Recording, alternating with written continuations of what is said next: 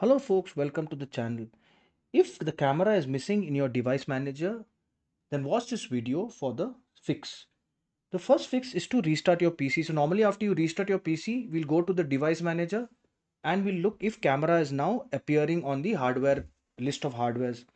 If not, then we can run the camera troubleshooter. We do that by right clicking on the start and clicking on settings, go to system, scroll down for troubleshoot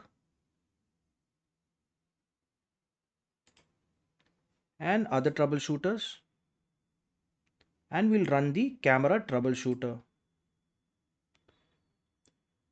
Now the next option is to turn on camera access, and mostly folks, this is the reason why camera is not appearing there. So we will right click on the start button, go to settings, and we will click on privacy and security. We will go to app permissions, camera, and we will turn on the camera access, and also we will turn on let apps access your camera here. Then we will go to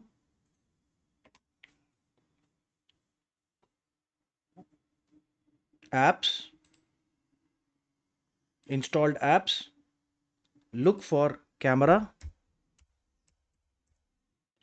and we will go here, click on advanced options, and click on this app permission for camera, and then again check on your device manager if camera can be seen in the hardware. If not, then the final solution is to repair and reset the camera app.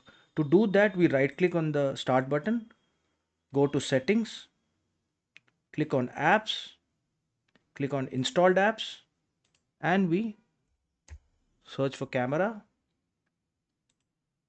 click the three buttons, advanced option, scroll down, and we will click on repair till we get a tick mark, and then we will click on reset.